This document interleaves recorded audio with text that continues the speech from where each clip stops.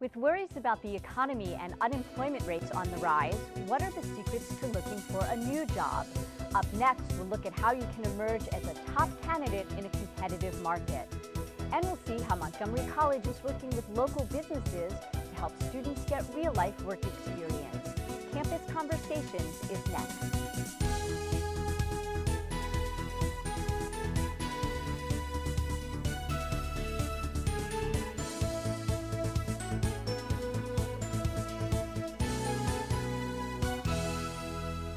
Welcome to Campus Conversations. I'm Marcus Rosano.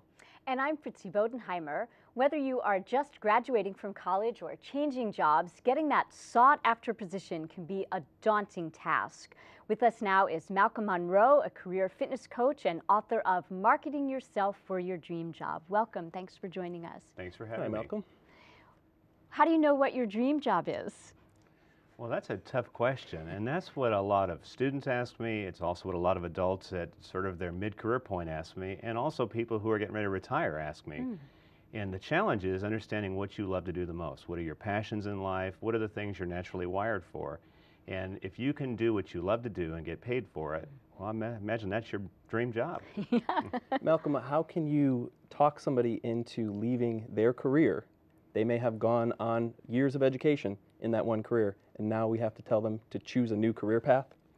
Well, oftentimes they'll tell me that, and they'll tell me, you know, I just am miserable in my job. I dread Monday morning. I can't sleep on Sunday night because I'm thinking of what happens the next day. And normally when I ask them a series of questions, they'll just identify, I really hate what I do, and I wish I could do what I love. And that opens up the door to something really exciting. What is it you love to do? Well, and for example, someone I knew, they loved to read, but they didn't think that they could do that for a career. And when I asked them some questions, what do you love about reading? It was getting into the details, looking at the characters, making sure they lined up. And then she told me, she says, I love when I find a typo in a book. She said it's like a treasure hunt. Well, as you might imagine, we got on the subject of proofreading and editing, and that is what she's doing today. So going from a nurse to a proofreader, and it's a great transition. And it's just another example of how you can do what you love and actually get paid for it. When you decide to make the leap, how do you conduct a job search? I know a lot of people think it's just going online and looking at a website, but there has to be more to it than that. Well, honestly, you've got to treat your job search as a job. And if you use just one method of finding a job, you're going to probably run into some problems. And the most, well, not the traditional way, the most common way now is doing searches on the internet.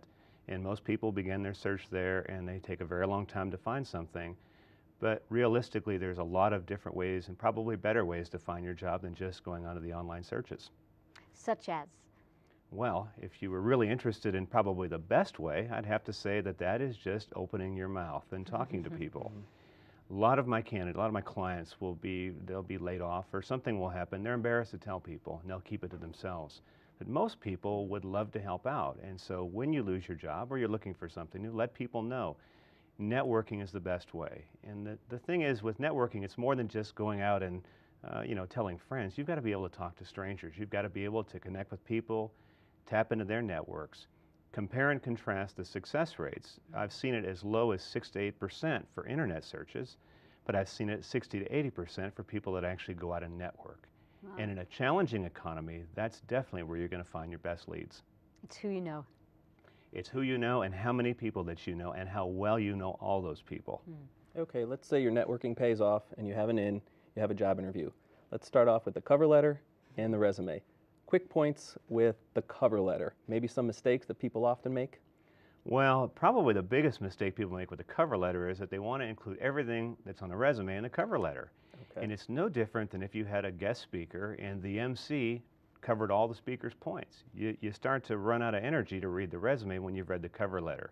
The cover letter should be a tease. The cover letter should cover the things that you have skills in and match those up with what the company's looking for. And there's no secret there. You just look at the job posting. If you can get them interested and tease them and turn them into watching the resume, then there's a very good shot they're going to read the resume. And once they read the resume, if it's well written, there's a very good chance they'll call you in for a job interview. But you need another secret. The secret is the cover letter leads to the resume leads to the job interview leads to the job. You've got to follow the path. And the cover letter, it should be brief, it should be long, you should say everything, nothing. It should be, and I would recommend just a few paragraphs. Opening paragraph, tell them in the very first paragraph what you're looking for.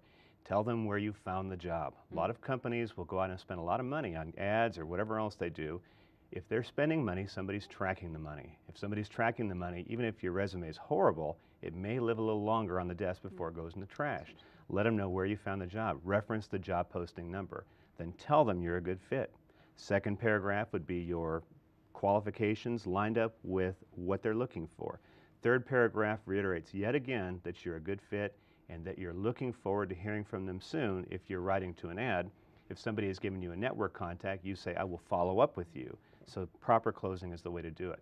So it shouldn't fill up more than 3/4 of that page, have a lot of white space, be easy to read. If you've ever had a bad headache and looked at a real big paper, normally you don't want to look at it. You want it to be something that really catches your eye.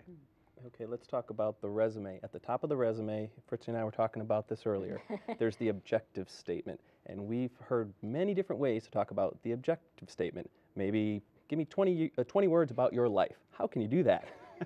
And should you do it at all? That's a great question. What I'll tell you before we go into that is that the art and science of a job search are very different. It is far more art than science. If it were science, we would know, well, this is what you need to do to get this, to get this, to get this. There are very few absolutes because everybody likes something different. So what I would tell you is that, at least my opinion is, the objective would be helpful if it steers the reader toward getting you in the job in the right sequence. I have worked at HR departments where there are tons and tons of resumes that come through, and without the objective pointing them to where it goes, then well, this person, they say they are looking for an upwardly mobile position with a cutting-edge company. Well, we have 50 openings. I wonder which one they want. And most of the time, they won't take the time. So first of all, I'll tell you it's an optional item. You don't need to. And I would also tell you, if you're going to use it, make it short and sweet. For example, looking for project manager position, number XYZ at Lockheed.com, or whatever the place is going to be. So it's really for the person reading the resume. What job are they looking for and where is it at? That way I know what stack it goes into.